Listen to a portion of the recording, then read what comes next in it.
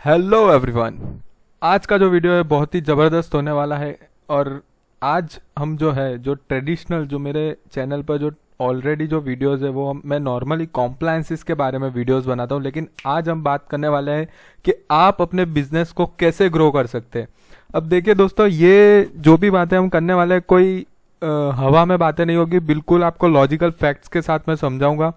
और ये आपके सामने जो ओपन है वो मैंने ही आर्टिकल लिखा था पिछले लॉकडाउन में, लेकिन आज मैं इस पे वीडियो भी बना रहा हूँ जो आपके लिए, आपके बिजनेस के लिए बहुत ही ज़्यादा हेल्पफुल हो सकता है। अगर आप कंसल्टेंट है तो आप अपने कस्टमर्स को ये एडवाइस दे सकते हैं। बिल्कुल आपको बहुत ज़्यादा आज का वीडियो बहुत शानदार होने वाला है। रतन टाटा जी ने कहा है कि if you want to walk fast walk alone, but if you want to walk far walk together. मतलब कि अगर आपको बहुत तेजी से जाना है तो अकेले दौड़िए, पर अगर आपको बहुत दूर जाना है तो सबके साथ दौड़िए। अब देखिए यहाँ पे आपको अपने बिजनेस को कोरोना में ग्रो करने के लिए क्या क्या तरीके हैं, तो उसमें मेन फर्स्ट पॉइंट है कि स्ट्रेटेजिक प्लानिंग। तो दोस्तों हम क्या करते हैं कि नॉर्मली सोचते कम है और काम ज़्यादा करते हैं। काम करने से पहले नहीं सोचते, पर जब लॉस हो जाता है उसके बाद उसके बारे में सोचते। तो बेटर है आप पहले से एक स्ट्रेटेजिक प्लानिंग बनाए। यानी कि एक एग्जांपल से समझते हैं कि the organisation in the business of printing visiting card and logo designing should collaborate with website developer. देखिए फॉर एग्जांपल ये जो एग्जांपल दिया हुआ है, मैं थोड़ा डिटेल में, ये वीडियो हम थोड़ा बड़ा बनाएंगे दोस्तों, अच्छे से आपको डिटेल में एक एक पॉइंट समझाऊंगा। आप बस देखते जाइए वीडियो में, बहुत ही मजा आएगा। तो सबसे पहले आपको स्ट्रेटेजिक एडवांटेज लेना है। बोले क्या बोल रहे हो आप? आपको लग रहा होगा क्या बोल रहे हैं, स्ट्रेटेजिक एडवांटेज क्या होता है, ये कैसे, क्या है ये? देखिए स्ट्रेटेजिक एडवांटेज मतलब कि आपको ऐसी नीति बनानी होगी जिससे आप उसका बेनिफिट ले सके। अब आप मान लीजिए विजिटिंग कार्ड का आपका प्रिंटिंग का बिजनेस है, तो आप न्यू कस्टमर कहाँ से लेकर आएंगे?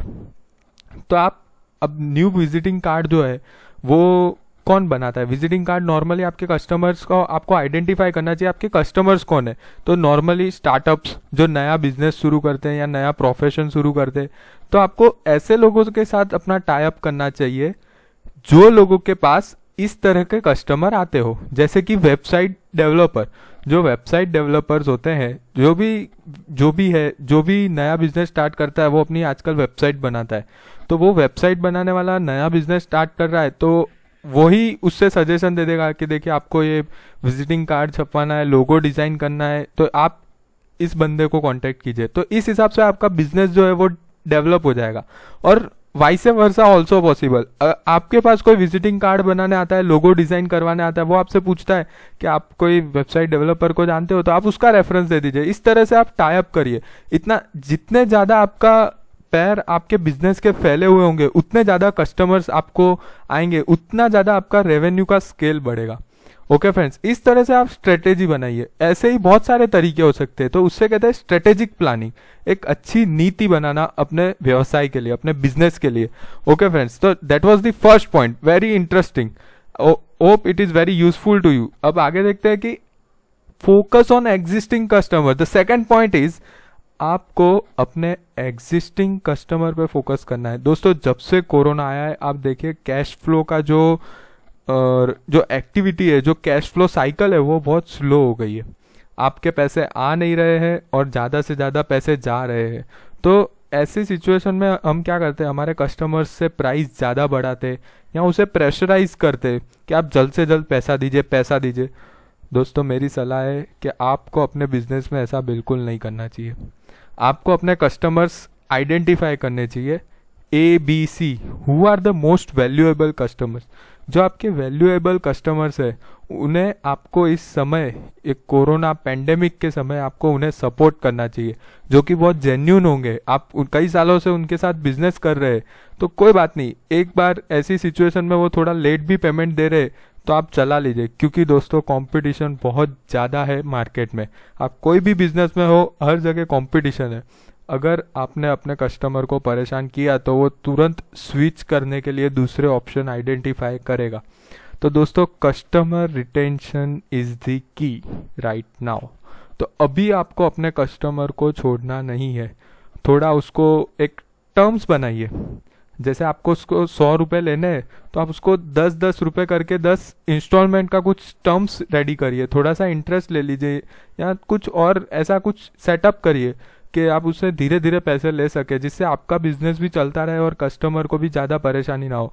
लेकिन ऐसे समय पर अपने रिलेशनशिप कस्टमर्स के साथ ना बिगाड़े, that is what most important thing. Okay friends, तो we are done with 2 points and the third one is human resource management. देखिए दोस्तों, कोई भी बिजनेस हो वो समाज में रहकर लोगों के साथ चलता है, उसमें लोगों के साथ जुड़ा हुआ होता है। तो ह्यूमन रिसोर्स यानी आपके एम्प्लॉयज है। ऐसे समय पर जब फर्स्ट टाइम लॉकडाउन हुआ था, जब पहली बार कोरोना आया था 2020 में, तो लोगों ने अपने एम्प्लॉयज़ को निकालना शुरू कर दिया था। तो दोस्तों, ये कितना एथिकल है या नहीं ये तो एक क्वेश्चन ही है, लेकिन आपको अपने अच्छे एम्प्लॉयज़ को निकालना नहीं चाहिए। अब आप कहेंगे तो इनका सैलरी कैसे पे करें जब हमारा बिजनेस चल नहीं रहा है, हमारा बिजनेस डाउन हो चुका है ड्यू टू दिस कोविड, तो फिर हम अपने एम्प्लॉयज़ को कैसे पे करें? दोस्तों, उसका भी एक बहुत सारे उसके रास्ते हैं। देखिए, आप अपने एम्प्लॉयज़ को ईसॉप दे सकते हो। आप पूछेंगे सर व्हाट इज ईसॉप? ये ईसॉप क्या होता है? ESOP is a employee stock option plan. अब दोस्तों, अगर आपकी कोई प्राइवेट लिमिटेड या ये कंपनीज एक्ट का कॉन्सेप्ट है जिसमें आप अपने एम्प्लॉयज़ को अपने शेयर्स देने का, मतलब कंपनी की ओनरशिप में भाग उनको देने के लिए वादा करते हैं फ्यूचर डेट पर। तो इससे दोनों को फायदा है, एम्प्लॉयर प्लस एम्प्लॉय। किस तरीके से समझिएगा दोस्तों अच्छे से। एम्प्लॉय को चाहिए होता है बेनिफिट। अब अगर उसको सैलरी कम मिल रही है तो उसको कम से कम ये रहेगा कि मुझे इसमें इस कंपनी के शेयर्स मिलेंगे, ओनरशिप मिलेगी। तो एम्प्लॉय के पॉइंट ऑफ व्यू से दो फायदे ये होंगे कि उसे एक तो शेयर्स मिल रहे हैं, तो अगर सैलरी कम भी मिलेगी तो वो शेयर्स के हिसाब से कंपनी में टिका रहेगा। और दूसरा, क्योंकि अब उसे कंपनी में शेयर्स मिल रहे हैं, वो ओनर की तरह काम करेगा, ना कि वो कोई जबरदस्ती काम करवा रहे उससे। इस तरह से काम नहीं करेगा, वो अपना बिजनेस खुद का बिजनेस समझ के काम करेगा और ज़्यादा एफर्ट्स लगाएगा। तो उसके, क्योंकि अल्टीमेटली आपके शेयर्स, आपकी कंपनी के शेयर्स उसे अलॉट होंगे। अगर वो अच्छे से काम करेगा तो कंपनी प्रॉफिट करेगी और शेयर्स का प्राइस इंक्रीज होगा, जिसका अल्टीमेट बेनिफिट तो उस एम्प्लॉय को भी मिलने वाला है। और now from your point of view, from the point of view of employer, how this ESOP is helpful. तो देखिए दोस्तों, ईसॉप जो है आपको कैश फ्लो मेंटेन आप इससे बहुत इजीली कर पाएंगे क्योंकि आपको अभी कैश में सैलरी देनी नहीं पड़ेगी। जो फिक्स आपका एक्सपेंडिचर है वो रिड्यूस हो जाएगा। उसकी जगह आपको फ्यूचर में शेयर देना है, और फ्यूचर में भी कब देना है? जब आपकी प्रॉफिट कंपनी रहेगी, फ्यूचर में प्रॉफिट होगा तभी आपको देना होगा। ठीक है फ्रेंड्स, ये बहुत ही बढ़िया पॉइंट था। अब ये जो प्राइवेट लिमिटेड या लिमिटेड फर्म्स नहीं है, प्रोप्राइटर है, पार्टनरशिप फर्म है, वो लोग ये कैसे प्लान ला सकते? तो वो लोग भी बिजनेस में उन्हें ओनरशिप का थोड़ा सा शेयर देकर 5%, 2%, वॉट एवर दे डिजर्व, उनको देकर आप बहुत ही आसानी से अपने बिजनेस को सस्टेन कर सकते हैं friends. Okay, moving further, cash flow management. जैसे कि मैंने बात की फ्रेंड्स, कैश फ्लो की जो साइकिल है वो बहुत स्लो चल रही है। तो इस सिचुएशन में क्या करना चाहिए? तो हमें अपने एक्सपेंडिचर को 3 पार्ट्स में डिवाइड करना चाहिए। What is very important, what is important, and the third one is others. दोस्तों, हम कई बार फालतू खर्चे बहुत करते, तो उसे अदर्स में ले लीजिए। फिर एक जो खर्चा है, जो करे ना करे ठीक ही है, मतलब उससे कुछ ज़्यादा फर्क नहीं पड़ता, उसे थोड़ा इंपॉर्टेंट में ले लीजिए। एक ऐसा एक्सपेंडिचर है जिस अगर आपने वो नहीं किया तो आपका बिजनेस बंद हो जाएगा, उसे आप वेरी इंपॉर्टेंट में ले लीजिए। तो वेरी इंपॉर्टेंट जो है उससे सबसे पहले स्पेंड करिए दोस्तों, बहुत ही आपका इजीली आपका बिजनेस ड्राइव होगा। और आत्मनिर्भर भारत की बात जो मोदी जी करते हैं, तो हमें अपने आप को आत्मनिर्भर बनाने के लिए, सारे बिजनेस को फिर से ग्रो करने के लिए, इकोनॉमी को बूस्ट करने के लिए ये सारे स्टेप्स फॉलो करने चाहिए दोस्तों। ये जो भी मैं आपको सलाह दे रहा हूँ, ये बिल्कुल भी हवा की बातें नहीं। जो मैंने आपको शुरुआत में बताया था, ये आप एक्चुअल में आप प्लान करेंगे तो इससे आपको बेनिफिट जरूर होगा दोस्तों। अगर आपको बेनिफिट होता है तो कमेंट में प्लीज़ आप एक कमेंट कर दीजिए कि हाँ मुझे इससे बेनिफिट हुआ, या आपको लगता है कि आपके पास भी कोई राय है तो वो भी आप कमेंट करके बताइए। Moving further to our topic friends, and the last point is maximum utilisation of available resources. दोस्तों ये क्या है, ये बहुत आपको भारी सा सुनने में लग रहा होगा, पर ध्यान से समझिए। रिसोर्सेज यानी हमारे पास जो रिसोर्सेज है उसका आप मैक्सिमम यूटिलाइजेशन करिए। कई बार ऐसा होता है दोस्तों, हमारे पास जो शक्तियाँ होती है, हमारे पास जो पावर्स होते हैं, हम उसका पूरी तरह से इस्तेमाल ही नहीं करते। हमारा ब्रेन भी अनयूटिलाइज रह जाता है, उसी तरह हमारे रिसोर्सेज भी अनयूटिलाइज रह जाते हैं। तो उसको आप मैक्सिमम यूटिलाइज करिए। उसको आप कैसे मैक्सिमम यूटिलाइज कर सकते हैं वो हम समझेंगे दोस्तों, लेकिन पहले मैं आपको एक मैक्रो व्यू दे देता हूँ। फिर से हमने क्या क्या देखा अभी तक, ये क्या आप अपने बिजनेस के लिए, आपके बिजनेस को ग्रो करने के लिए आपको किन पॉइंट्स पे ध्यान देना चाहिए। सबसे पहला है स्ट्रेटेजिक प्लानिंग, जहाँ पे हमने देखा आप अलग अलग टाई अप करिए। फिर है focus on existing customer. The third one is human resource management. उसके बाद देखा दोस्तों हमने कैश फ्लो मैनेजमेंट। 4 पॉइंट हो गए दोस्तों, और ये हम 5वां पढ़ रहे हैं, maximum utilisation of available resources. यहाँ पे 3 सब पॉइंट है दोस्तों, देखना बहुत मजा आएगा, आप ध्यान से देखते जाइए क्या है क्या नहीं है। तो सबसे पहला है कि आपको अपने एम्प्लॉयज जो है, कई बार ऐसा होता है दोस्तों, हम अपने एम्प्लॉयज़ को लेट से 15,000 20,000 जो भी सैलरी दे रहे और उन्हें 8 घंटे की जॉब कमिटमेंट है, लेकिन उनके पास सिर्फ 4 घंटे का ही काम है। हम उन्हें सिर्फ 4 घंटे के लिए 4 घंटे का ही काम दे रहे हैं, जबकि हम उन्हें पे कर रहे हैं 8 आवर्स के लिए।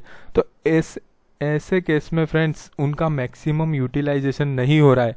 तो क्या करें, तो आप मॉडर्न एम्प्लॉयज लाइए, मॉडर्न तरीके के एम्प्लॉयज, जिसे फ्रीलांसर का नाम दिया गया है दोस्तों। फ्रीलांसर लाइए, जितनी रिक्वायरमेंट उतना ही आपको उससे काम लेना है, उतना ही पेमेंट करने की जरूरत है। द सेकेंड वन, आगे बढ़ रहे हैं दोस्तों, बहुत ही तेजी से समझते जाइएगा। If you are already established into market, then you can sell new products to your existing customer, which will reduce your all marketing expenditure. For example friends, बहुत ही अच्छे इसमें एग्जाम्पल मैं आपको दूंगा कि आप मान लीजिए दूध के बिजनेस में, तो आपका एक सेटअप पूरा रेडी है, आपके कस्टमर्स आपसे सेटिस्फाइड है, आप उन्हें सप्लाई कर रहे हैं। तो अब आप क्या करिए, एक न्यू प्रोडक्ट लॉन्च कीजिए। आपकी जो सप्लाई चेन है, आपके जो कस्टमर रिलेशन है, ये सब आप अगर आप न्यू प्रोडक्ट शुरुआत से बिजनेस करते तो आपको उन सबको एस्टैब्लिश करने में फिर से टाइम लग जाता, पर आपके पास तो ऑलरेडी एक एस्टैब्लिश्ड है ही। तो इस केस में आपको दूध के साथ आइसक्रीम बेचना शुरू कर देना चाहिए दोस्तों। अब इससे क्या होगा कि आइसक्रीम के लिए आपको फिर से कस्टमर ढूंढने की ज़रूरत नहीं है, आपको फिर से डिस्ट्रीब्यूशन चैनल ढूंढने की ज़रूरत नहीं है, आपको फिर से कुछ मतलब नया एडवर्टाइज करने के लिए, मार्केटिंग करने के लिए बहुत ज़्यादा कुछ ज़रूरत नहीं है। एक छोटी सी एडवर्टाइज कीजिए कि हम आइसक्रीम भी बेच रहे, तो इससे आप अपने एग्जिस्टिंग चैनल्स का यूज़ करके न्यू प्रोडक्ट लॉन्च करके बहुत सारा प्रॉफिट कर सकते हैं। Okay, very nice. The third one is, rather than incurring big amount of fixed expenditure, one can use alternative ways. दोस्तों अभी नई ऑफिस में 20 लाख 40 लाख की ऑफिस लेने से अच्छा है अभी आप कोई छोटी सी जगह किराए पे ले लीजिए, या आजकल शेयरिंग प्लेसेस का बहुत ही जमाना चल रहा है, तो आप कोई शेयरिंग प्लेसेस में शिफ्ट हो जाइए, जहाँ पे आपको बहुत कम खर्च में जगह मिल जाएगी। तो इससे क्या होगा, आप देखिए दोस्तों, मैक्सिमम यूटिलाइजेशन हो जाएगा आपके रिसोर्सेज का। ओके फ्रेंड्स, अब इसके बाद आगे देखते हैं डिजिटाइजेशन। फ्रेंड्स, डिजिटाइजेशन तो ऐसा टॉपिक है जिसके ऊपर जितनी बार भी बोला जाए, जितना भी कहा जाए, टाइम जितना भी आप मुझे देंगे कम ही पड़ेगा। तो डिजिटाइजेशन क्या होता है, तो आजकल सब कुछ डिजिटल हो रहा है, कुछ चीज़ों को छोड़ के, मतलब कुछ चीज़ें हमें प्रैक्टिकल करनी पड़ती है, इस वजह से बाकी हर चीज़ आजकल जो है डिजिटली पॉसिबल है। मीटिंग्स, मार्केटिंग, एडवर्टाइजमेंट, सेलिंग, इतने बड़े बड़े बिजनेस मॉडल्स है डिजिटाइजेशन पे। फेसबुक हुआ, Ola, Uber, Oyo, number of case studies, और अभी तो क्रेड करके भी बहुत बड़ा स्टार्टअप जो है, बहुत ही उसका वैल्यूएशन ज़्यादा हो चुका है फ्रेंड्स। तो ये सब डिजिटाइजेशन की वजह से। तो इसके बेनिफिट्स क्या है, देखिए दोस्तों, अगर आप अभी जो ज़माना है दोस्तों वो ट्रेडिशनल ज़माना, ट्रेडिशनल बातों का कोई जमा है, वही घिसी पिटी बिजनेस की पॉलिसीज, कोई फ़ायदा नहीं है दोस्तों। जो नए समय के साथ हमें चलना पड़ेगा, और नया समय क्या कहता है, आपको अपना बिजनेस को डिजिटल करना ही पड़ेगा, आपको अपनी डिजिटल प्रेजेंस बढ़ानी चाहिए दोस्तों। देखिए यहाँ पे क्या लिखा है, बेनिफिट्स मैंने यहाँ पे लिखे हुए, information technology can make processes of your business so fast and reliable.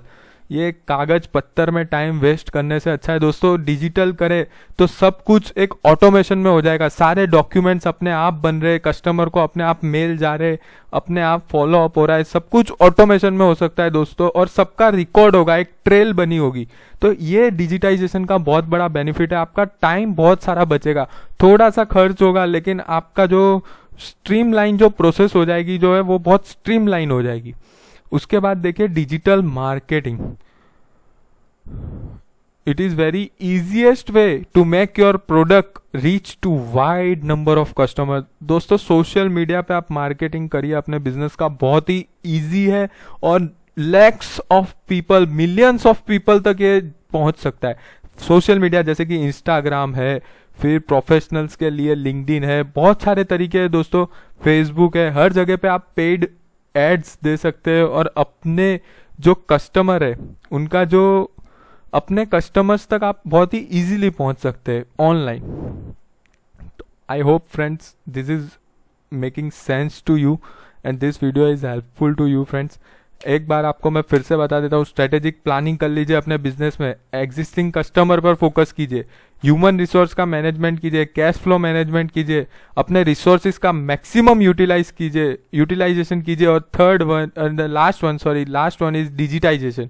अब ये सारे पॉइंट्स को ध्यान में रखकर फ्रेंड्स आप अपने बिजनेस में इन सभी पॉइंट्स को किस तरह से आप इम्प्लीमेंट कर सकते हैं वो आपको एक खुद देखना है दोस्तों। अगर आपको समझ नहीं आ रहा, आप मुझसे बात कीजिए, मेल कीजिए, मैसेज कीजिए, कॉल कीजिए, और अपने बिजनेस में ये चीज़ें इम्प्लीमेंट कीजिए और खूब सारा पैसा कमाइए। मतलब मैं चाहूँगा आप सभी का बिजनेस खूब अच्छे से चले, यही मेरी आप सभी के लिए शुभकामनाएं है फ्रेंड्स। अगर आपको ये वीडियो थोड़ा सा भी यूज़फुल लगा है दोस्तों, बहुत ज़्यादा मेहनत करके ये वीडियो बनाया है, तो यूज़फुल अगर आपको लगता है तो इसे शेयर कीजिए। कोई भी इस नॉलेज से, इंफॉर्मेशन से कोई भी छूटना नहीं चाहिए दोस्तों। ज़्यादा से ज़्यादा शेयर कीजिए, लाइक कर दीजिए और सब्सक्राइब भी कर दीजिए दोस्तों। और भी शानदार वीडियो हम बनाते रहेंगे। Thank you very much for watching this video.